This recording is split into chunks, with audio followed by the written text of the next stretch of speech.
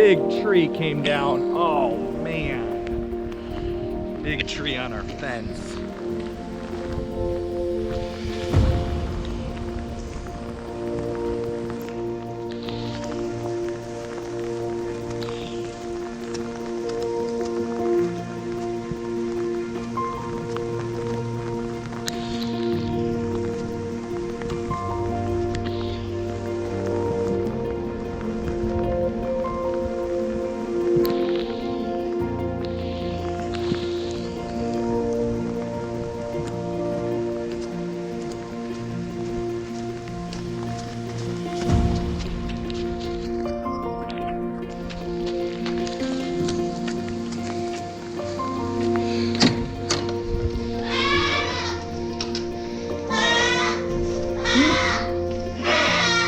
Okay, all right.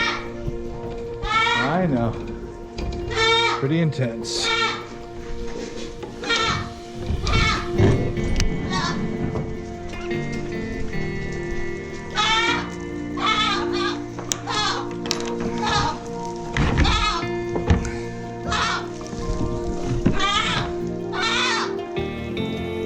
You all right, little guy? Come on, girls.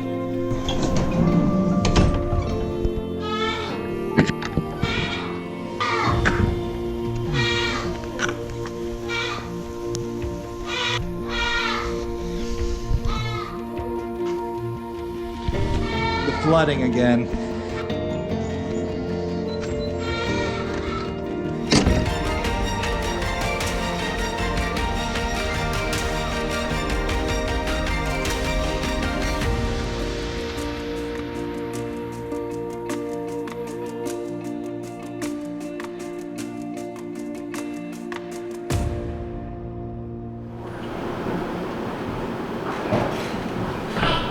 Last night was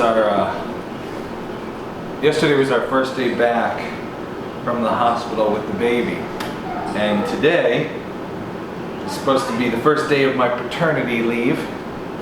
But you don't get a paternity leave from farming or homesteading. We got home yesterday and a major storm rolled through the area.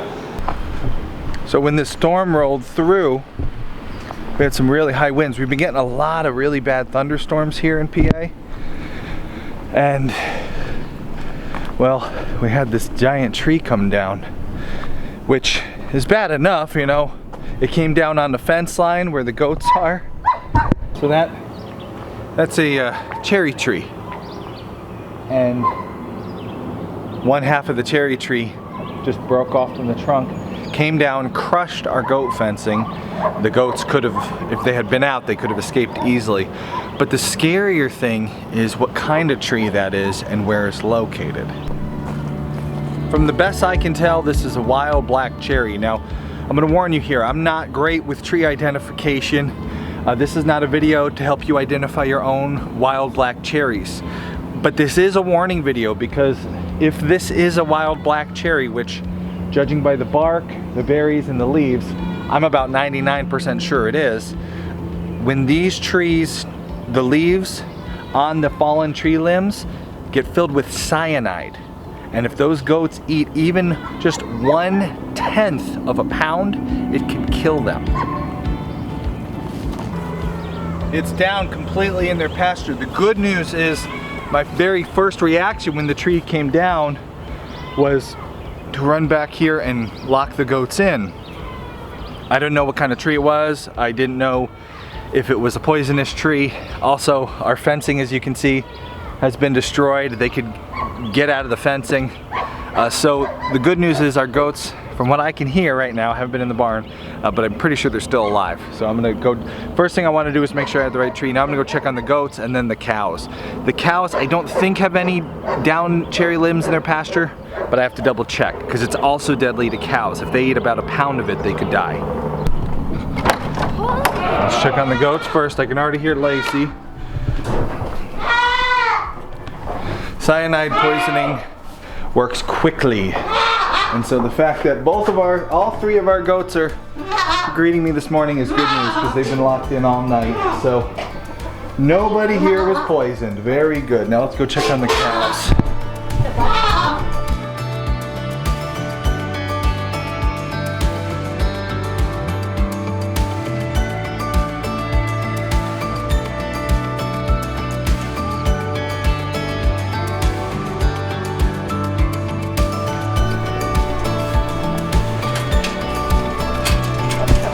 Get him to follow you.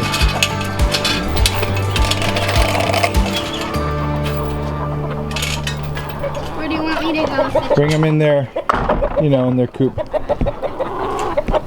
Too many to go back there. You should have wore your barn boots.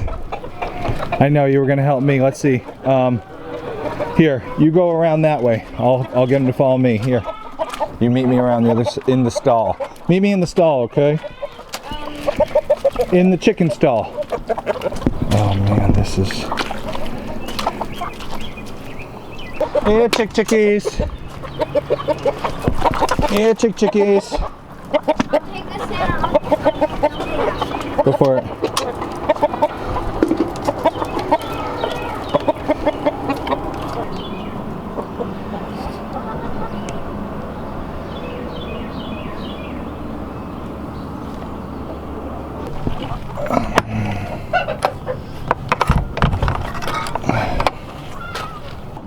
We put the chickens inside their coop. We're in lockdown protocol now. We saw the danger. We didn't assess it completely, but we knew there was some danger. So the first most in danger animals were the goats. We got them in right away last night in the middle of the storm. Then this morning I went and checked. The cows were up in their pasture. They are fine.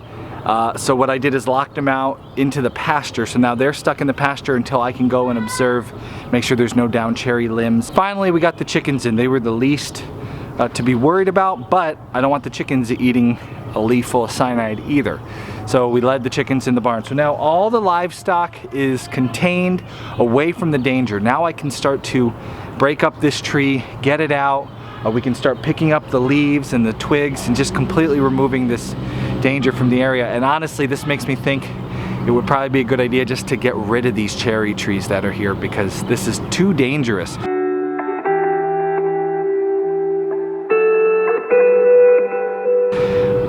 This tree, if it had come down a day previous, we were still at the hospital with the newborn baby. And if it had come down a day previous, you know, no one would have been able to come and get this tree out of here, and if the goats had got to it, we would have come home to a bunch of dead pregnant goats, and that would have just been so sad. So I don't want to take that risk again. I think after I get rid of this initial danger, we're going to talk about getting these cherry trees out of here because it's just too dangerous to have them right near your livestock. It's really hot. We have more storms coming in this afternoon, and this is my first day of paternity leave. I was expecting to be in my PJs today on the couch with my beautiful newborn baby boy, you know, just taking care of my wife, feeding her, doing the laundry and cleaning.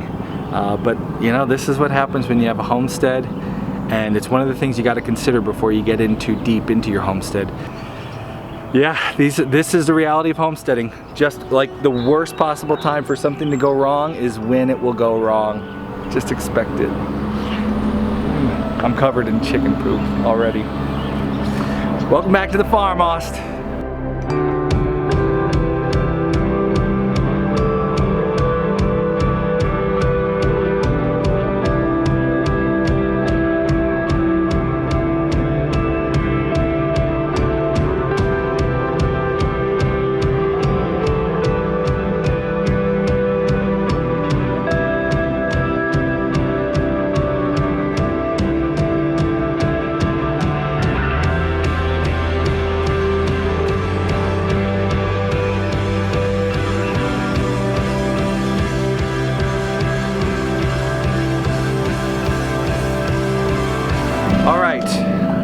I got my chainsaw, my 455 Rancher. I also got my reciprocating saw. This is a far less dangerous saw to work with when doing brush and the smaller parts of the tree, the little limbs. The nice thing about a reciprocating saw is the minute you let go of that trigger, the blade stops. So you're much less likely to hurt yourself on the smaller limbs and the brush using a reciprocating saw than trying to cut small limbs and brush with a chainsaw.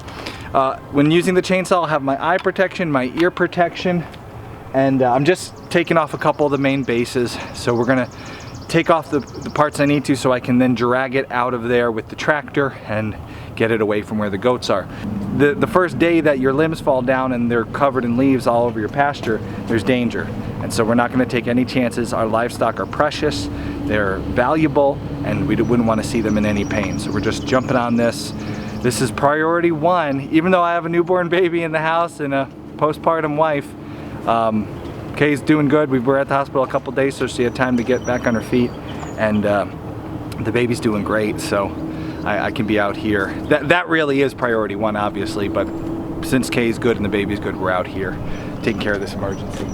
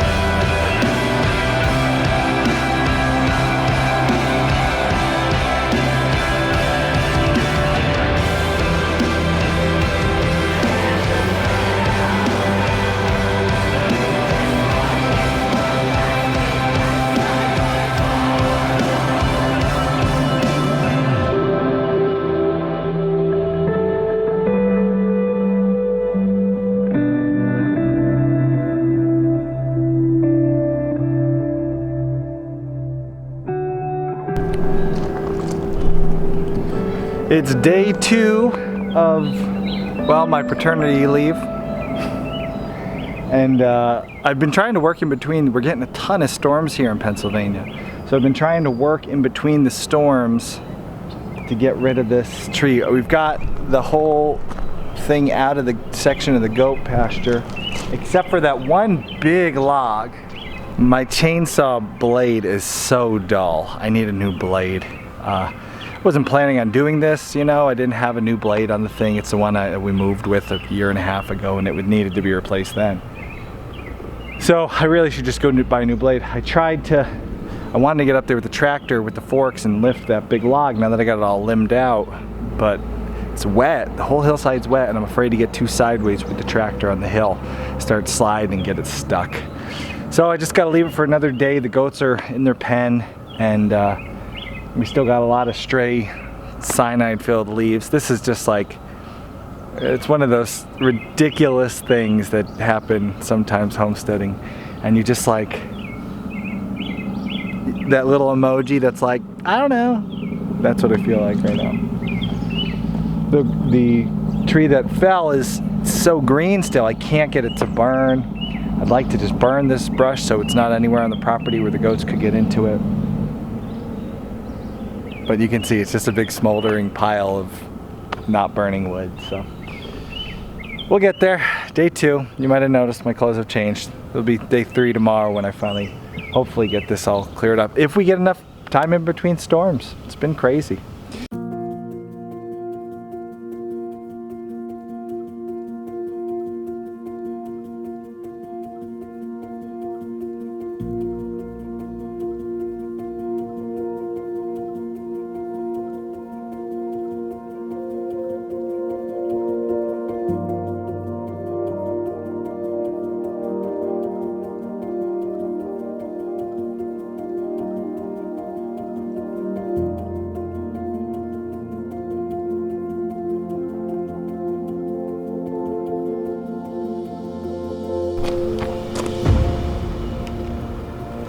I'll stay out here and tend this fire until the rain picks up and puts it out, and then I'll go inside and spend some time with my baby.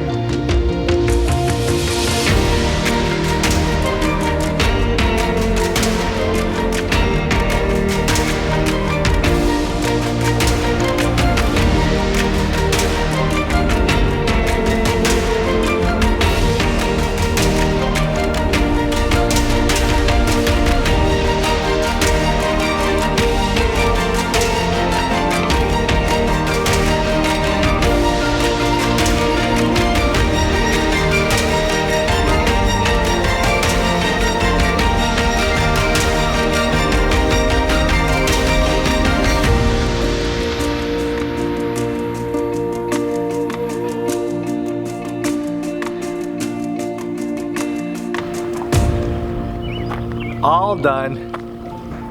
Bright out today. That took forever. We didn't have, the chainsaw blade I was using was just so dull. So, like I said, we had moved with our chainsaw, I hadn't sharpened it, it was long overdue for a new blade.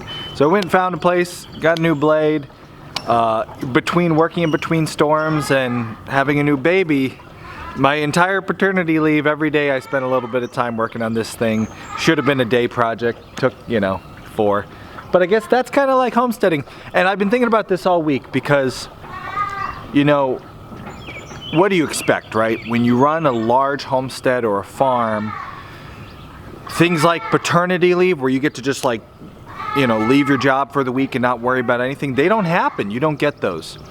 And I think there's a lesson there because otherwise, why did I make a whole video about this, right? What's our takeaway here? My takeaway is make sure you design a homestead, make sure you build a homestead that is something you enjoy.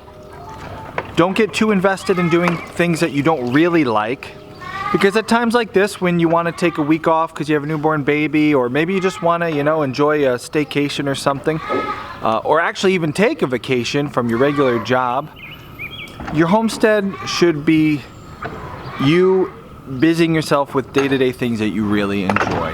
Because if you make sure that you only do things on your homestead that you like livestock for me is something I really enjoy. I love doing meat animals. I love doing hunting and fishing. I like doing infrastructure projects. I don't necessarily love fixing a fallen tree that destroyed my fence. But if you focus on building a homestead full of things that you like to do, then even at those times where you're looking for a little bit of a break, your homestead won't take away from that, it will add to it. This week I would have much preferred not to have to deal with that tree. I would have liked more time to be inside with the baby. But you know what? We've built a homestead. We are building a homestead here, doing things that we like, and so every day the time spent out here, for the most part, I'm going to be honest here, for about 80% of the work is just stuff we enjoy doing. So all in all, it was good. Back to work this coming week, which for me just means continually homesteading, but also producing videos, running my online business, Homesteady. And in addition to all that, yes, taking care of a newborn baby too. So we'll see, we'll work on balancing. I'll wear sunglasses so you can't see how tired I am. And well, that starts today because this project is done. The goats can get out. I still have some work to do to make the fence 100% better. It's kind of, well, it's really a mess right now, but it'll keep the goats in. And I have some other work to do because I do have plans that I'm working towards. If I can do it in time, I've been working on infrastructure projects bit by bit for bringing another animal on the homestead. So stay tuned, we'll see if I make that in time to meet my deadline. All right, see you in the next video. In case you didn't hear, we are having a sale on Homesteady Pioneer membership. Gain access to all our bonus content, classes, and more for a reduced rate, a special sale that we're only doing for a month here. Learn more about it in this video or click here to become a Pioneer at a reduced rate, 1 month only. Don't miss out on this. It will last the entire lifetime of your membership.